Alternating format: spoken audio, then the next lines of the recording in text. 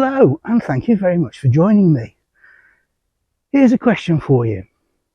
Did a Zeppelin land on Kinver Edge during World War I? Let's see what we can find out.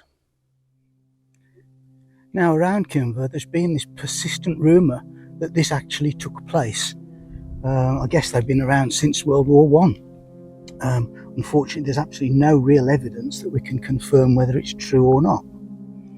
In 2012, local author Tom Bryson wrote a short story entitled The Zeppelin on Kinver Edge, which was inspired by the rumour.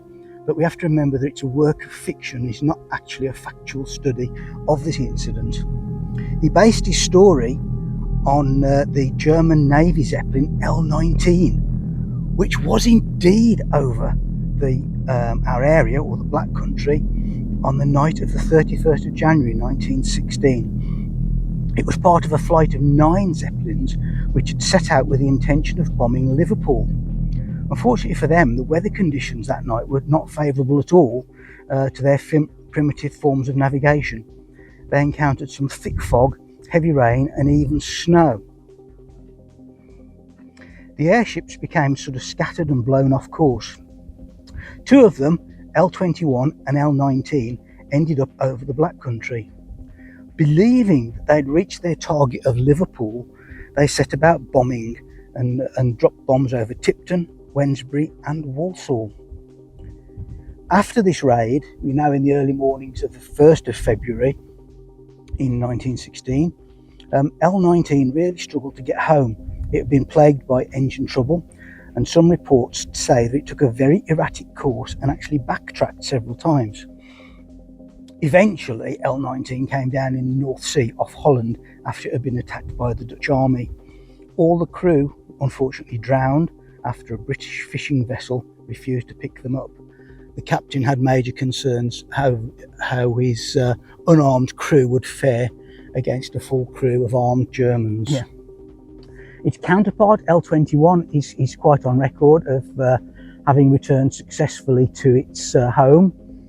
And then continued to take part in other missions afterwards. I think it was finally shot down in November of that same year.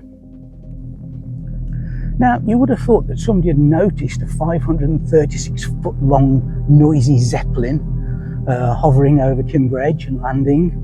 I mean, bear in mind it was very early hours of the morning, sometime between 1 and 3 o'clock in the morning of February the 1st. So I guess probably likely that nobody would have been around, but surely somebody would have seen and heard this happen. In fact, somebody must have done, I suppose, for there to have been such a rumour circulating. We have no chance of finding any physical evidence. There's not really going to be anything to see. Maybe they put some anchors down, some sort of ground anchors, but they would either have removed them or they would be long gone by now. So we don't know. Interestingly, on August, the 1st of August, in fact, 1939, the Times newspaper reported that in July of that year, an unexploded bomb that they referred to as an aerial torpedo had been discovered during renovation work on a bridge in Kidderminster, or near Kidderminster. It doesn't state any more specifically where that was, unfortunately. But yes, the bomb had been discovered in July of that year, and they believed it had been dropped by L-19. Unfortunately, again, there is no further evidence or information as to how they came to that conclusion. But that's interesting, because when you've got that sort of correlation between the Black Country and Kidderminster, it does mean that L-19 could potentially have been in this area. But I mean, there were many other Zeppelin raids on the UK. I believe there were 51 during World War I. Most of them on London, South Coast, maybe up the East Coast. But I don't think any of them came really anywhere near our area. But, when you see that they were looking for Liverpool and ended up over the Black Country originally, maybe it's possible. And unfortunately, I guess we'll never know. So there you have it. Inconclusive, I'm afraid. I hope you've enjoyed the video. Hope you found it interesting. As with many of my videos, I don't consider this to be a case closed. I will always be keeping an eye and ear open for any further developments in the story. If I hear any more, if I come across any more, I will certainly do an update to this video and let you know.